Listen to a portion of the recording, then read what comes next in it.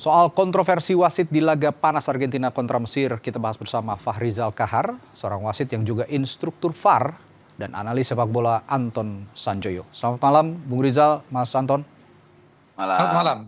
Saya ke Bung Rizal dulu, melihat tadi malam pertandingan yang banyak mengatakan penuh kontroversi. Gol kedua Mesir sempat dianulir karena wasit tinjau VAR. Apakah ini rekomendasi wasit VAR atau murni keinginan wasit utama sebenarnya, Bung Rizal? Ya, dalam pertandingan dengan protokol VAR kita harus bisa mematuhi protokol dalam satu pertandingan. Terbukti dengan tahap-tahap, misalnya ada kejadian pelanggaran yang dilakukan oleh pemain defender, tetapi wasit mempersilahkan permainan berjalan apabila peluang itu akan mencapai bisa goal scoring. Nah, di situ. Jadi dia harus mengikuti delay whistle-nya dulu apabila di situ, karena apa? Nanti akan dicek ya, kalau dia ambil satu pelanggaran ya, misalnya ada satu kesalahan di situ, nanti VAR tidak bisa membantu karena sudah diputuskan oleh wasit. Terkait tentang tadi malam situasinya yang gol gol Argentina yang disahkan itu ya, yang gol Mesir yang dianulir ya.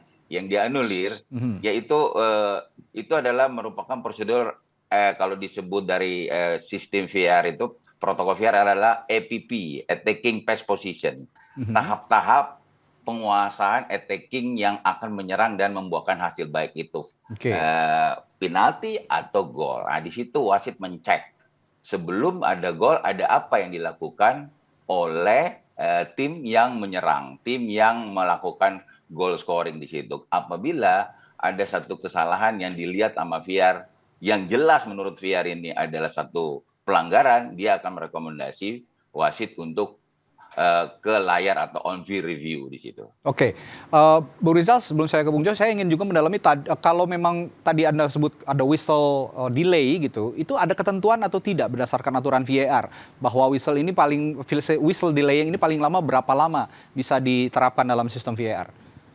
Ya, kalau whistle delay itu sistemnya karena situasi yang menjurus arah ke gawang. Misalnya posisi penyerang itu offside. Asisten raise flag, angkat flag, tetapi arah mau ke gol, wasit tidak serta-merta untuk memberikan fluid. Karena apa? Apabila dicek sama VAR itu onside, bendera di situ, wasit akan mensahkan golnya, dan offside itu tidak berlaku karena VAR yang mengecek situasi tersebut di situ. Makanya wasit mendelay whistle di situ. Tapi dalam kondisi tadi malam itu kan ada pelanggaran di garis pertahanan Mesir, sehingga ada delay serangan yang dilihat oleh VAR itu tertunda oleh pelanggaran yang dilakukan oleh pemain Mesir di belakang dengan Argentina. Nah, bagaimana ini terjadi dalam posisi pelanggaran di lini pertahanan yang posisinya saat sedang menyerang? Ya, itu kan tadi yang saya bilang, itu merupakan satu proses APP. Tahap penyerangan sebelum gol. Masuk di situ ya sistemnya. Itu masuk di situ. Oke, baik. Menurut seorang VAR karena VAR di dalam itu adalah wasit, dia punya angle kamera yang lengkap, dia melihat ini adalah pelanggaran sebelum pemain Mesir itu mencetak gol. Oke. Ada tuduhan, saya ke Bung Joy, ada tuduhan konspirasi Bung Joy di balik kemenangan Argentina atas Mesir. Anda sepakat soal ini? Ya, saya paling tidak percaya pada teori konspirasi ya. Apalagi menyangkut satu negara, satu individu. Gini, kalau konspirasinya ini buat Argentina, apa untungnya untuk FIFA? Nggak ada. Kalau soal Messi, apa untungnya untuk FIFA? Jauh lebih, kalau misalnya itu ada konspirasi, jauh lebih menguntungkan misalnya FIFA menganak emaskan Cristiano Ronaldo. Anda tahu berapa jumlah followersnya? Jutaan. Ratusan juta bahkan. Enggak, ya.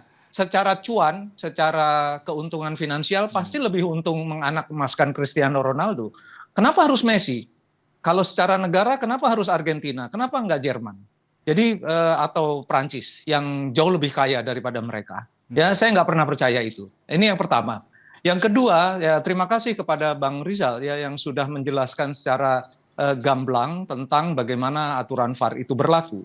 Tapi aturan VAR itu sebetulnya juga terkait dengan 2 kejadian sebetulnya kan, yang diprotes sangat keras. Yang pertama adalah pelanggaran terhadap Julian Alvarez di garis pertahanan Mesir. Dan itu adalah situasi yang tidak terlepas dari gol yang tercipta, gol kedua dari Mesir yang dianulir. Karena satu rangkaian yang menyebabkan si Mesir ini mampu untuk mencetak gol. Kalau Julian Alvarez tidak dilanggar, dan pelanggaran itu menurut saya juga pelanggaran yang layak untuk dijadikan disanksi hukuman, entah tendangan bebas atau apapun, karena ada tarikan dan ada injakan kepada kaki. Ya, jadi itu menurut saya wasit sudah sangat tepat. Artinya dia ketika dia meninjau VAR itu dia sebetulnya mengetahui bahwa satu rangkaian dari pelanggaran terhadap Julian Alvarez itu menyebabkan gol. Ya, saya ini kan sepakat satu keterangan dengan Bang Rizal tadi. Yang kedua ada yang jadi rame juga adalah kejadian di mana Mo Salah di-tackle.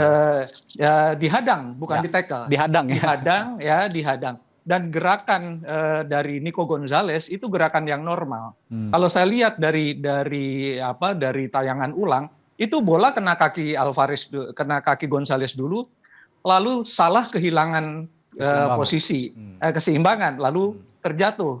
Tetapi saya tahu betul wasit itu tidak menganggap pelanggaran. Lalu pertanyaannya, kenapa tidak dicek VAR? Ya kan, saya minta konfirmasi Bang Rizal.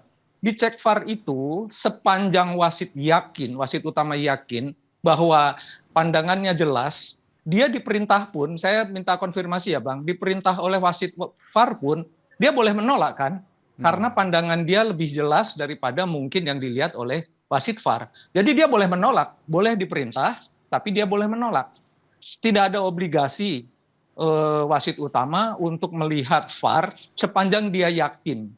Ya kan, itu ada konsekuensinya. Saya minta konfirmasi nih dari Bang Rizal. Benar nggak seperti itu? Nah, itu bisa dijawab oleh Bu Rizal. Apakah keputusan absolut mengenai keputusan wasit di lapangan hijau itu tidak meninjau ruang VAR itu adalah disahkan menurut aturan?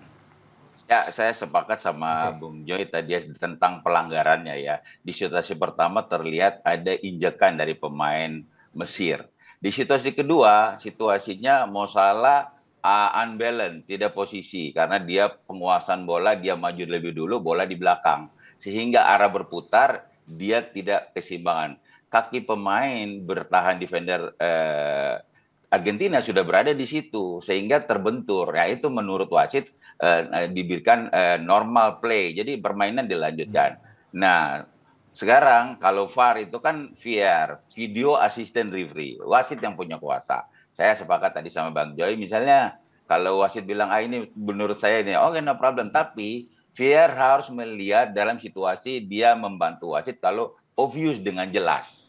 Misalnya ada kejadian yang tadi yang Mo Salah, apabila itu benar-benar jelas yang menurut VR itu ada ini potensi penalti dan wasit terus memainkan play on di situ, dia akan memanggil. Tapi dalam situasi ini kita lihat dalam kejadian situasi pelanggaran minim impact karena kaki pemain defender Argentina situ sudah berada di situ dan Mo Salah hilang unbalance di situ. Bolanya di belakang dia. Jadi dia mau berputar kakinya ya sudah tidak bisa. Pemain Argentina di situ. Jadi situasi yang berbeda yang di-compare tidak bisa disamakan. Jadi menurut saya ini VR di dalam VR room mereka punya angle kamera yang banyak. Ya, jadi kalau kita di broadcast hanya beberapa kamera, VR akan mencek. Karena apa? Dia di situ akan mendetail semua apa yang terlihat di situ. Oke, gitu. Baik. Bung Joy, dari perspektif analis, VAR ini banyak sekali yang juga melihat bahwa ini sebuah kontroversi. Tapi ada juga yang melihat bahwa ini adalah akurasi permainan di lapangan hijau bisa dibantu oleh VAR. Nah, menurut Anda, posisi VAR saat ini, apakah yang saya sebutkan pertama atau Anda sepakat yang saya sebutkan kedua? Bahwa VAR ini jauh lebih menjadikan sepak bola sebagai permainan yang jauh lebih menarik. Begini, awal-awal VAR ada, saya sebetulnya sangat anti. Karena saya waktu itu ya, saya menilai bahwa VAR ini mengganggu ritme permainan, mengganggu keindahan sepak bola. Ya. Karena ada unsur-unsur kesalahan manusia yang harus kita maklumi dari seorang wasit. Tapi seiring berjalannya waktu saya melihat VAR ini ternyata oke banget ya. Dalam kerangka apa? Dalam kerangka membantu wasit untuk mengambil keputusan lebih tepat.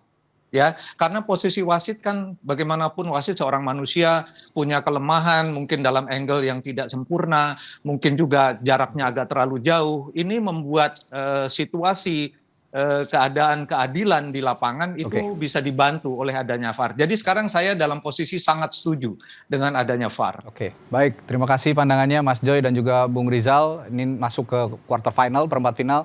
Tentu saja VAR akan lebih banyak membantu lagi pertandingan penting di perempat final nanti. Selamat malam Bung Joy dan Bung Rizal. Sampai jumpa lagi. Sama-sama, terima kasih. Malam.